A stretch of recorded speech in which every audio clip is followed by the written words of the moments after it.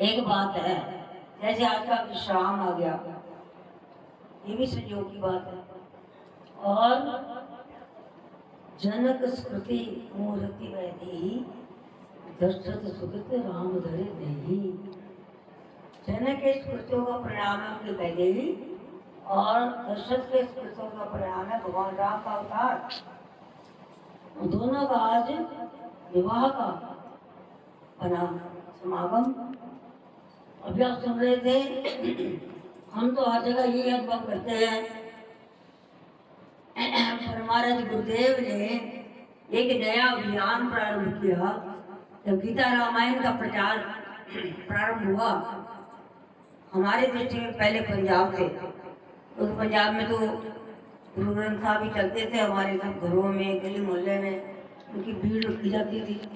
कभी कभी अखंड पाठ होता था, जैसे कि बहुत बड़ा यज्ञ है। ये यज्ञ अपने आप में एक पवित्र दिन है। तो जब रामायण का पाठ लुधियाना में प्रारंभ हुआ तो लोगों को आश्चर्य हुआ। ये अखंड पाठ 25 रुपए में कर देते, 25 रुपए में हमारा अखंड पाठ होता था।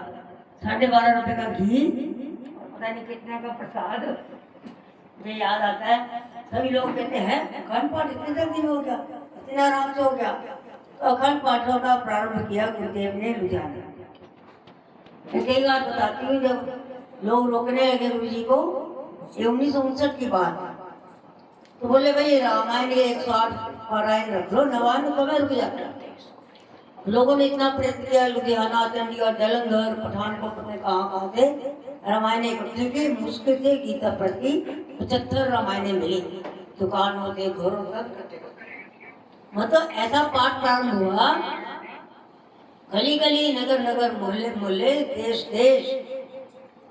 मैं कल बता रही थी, हम जब कैलिफोर्निया पहुंचे तो रामायण हाथ में, हारमोनियम हाथ में, मेरे साथ लोग जाते थे हारमोनियम लेकर।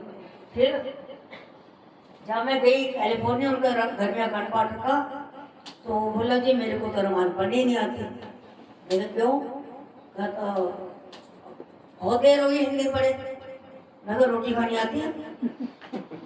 हाँ, रोटी तो आती खानी, रोटी खानी सीखी तो रोटी नहीं खानी भूली, तो रामायण हिंदी सीखी तो हिंदी कैसे भूल गई?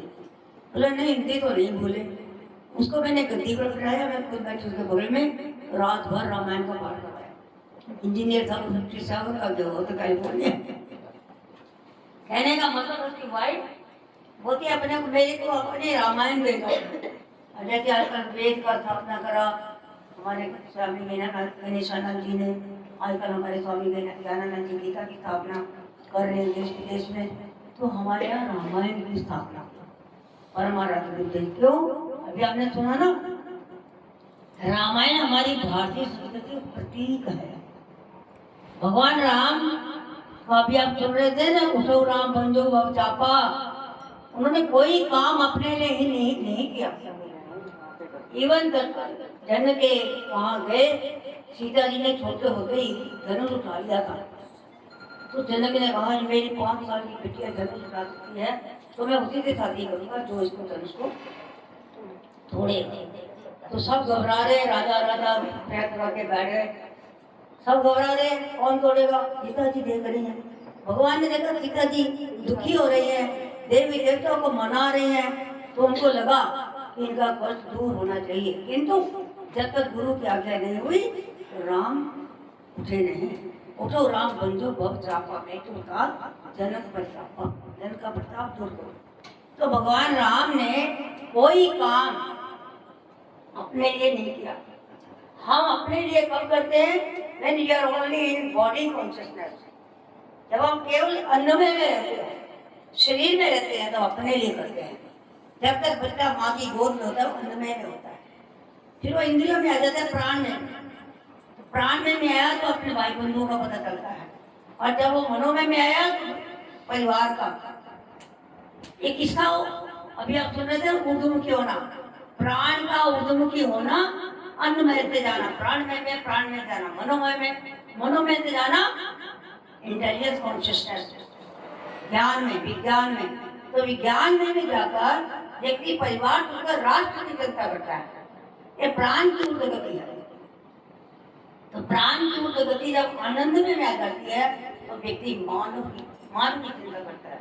बहुत सुधा गम वहाँ हमारा ये उद्घोष है हमारे परमर्शियों का। लोग कहते थे गुफाओं में बैठे, मैं भी बचपन में कहा करती थी गुफाओं में बैठी क्या करते हैं। हमारी स्कूल की प्रिंसिपल थी, वो सेवा करती थी। मैं कहती ये सतिया बन के क्या होता है, मैं भी बचपन में ऐसे बोलती थी। मगर सती बनना और सेवा करना बहुत अंतर है। चुपचाप बैठ जाना, अंदर भजन करना, दुनिया का कल्याण करना, ऐसे नहीं होता। कार्य करना आसान है, कार्य को छोड़ना मुश्किल होता है। किंतु कार्य को छोड़ना धर्म नहीं हमारा। भगवान ने गीता में कहा है कि मेरा कोई कर्तव्य नहीं है, फिर मैं करता हूँ। क्यों? समाज के लिए। क्योंकि जैसा देना, हम जैसा करिए समाज हमारे पीछे लगेगा। कौन जो श्रेष्ठ कर, तो एग्जाम्पल कौन बनते हैं? तो अपने लिए नहीं कुछ करते। एग्जाम्पल बनते समाज का, जो अपने लिए करते हैं वो तो शायद दुनिया करती है। इसलिए अन्न में रहकर, प्राण में रहकर, मन में रहकर और इसके आगे विज्ञान में जाकर हम नाद में पहुंच जाते हैं। मैं रविशंकर जी के पास, पहले हमारे पास रहे थे बहुत साउथ में, इंग्लैंड में। फिर हम गए एक बार बैंगलोर में को लेके एक लड़की, तो मैं वहाँ की बोले आप 35 साल कहाँ रहे? मैं तो अपने मिशन में हूँ, मैंने कहा रहा ना। पर जब उनका मैंने देखा बुकलेट नाद में, उनकी नाद में ही एक ऐसी गति हुई। और अमेरिकन में कल भी बात कर रही थी, लोग नाद के पीछे हैं। नाद क्या है? आपके अंदर स्वर की गति, मंत्र की गति। मैं कई बार बताती हूँ, मैंने क्लीवलैंड म्यूजियम में देखा है, राम राम राम राम बोलते हैं ना, तो राम राम राम राम राम राम राम, एक स्क्रीन पर राम राम राम राम राम राम की ध्वनि चल रही है, डॉल सेंटर घूम रहा है और वो ध्वनि उर्दू की होकर के दूसरी स्क्रीन पर जा रही है, उसके साथ प्राण की गति होती है। आप लोगों को मालूम होना चाहिए हमारे मंत्र का जो प्रभाव है, प्राण और मंत्र ट्विन्स हैं, ट्विन्स। शब्द और प्रमाण का मंत्र जो है वो आपके प्राण की गति अपने आप मुक्त करता है। और उसके अंदर श्रद्धा, निष्ठा, जो आपकी अंदर की आस्था है वो काम करती है।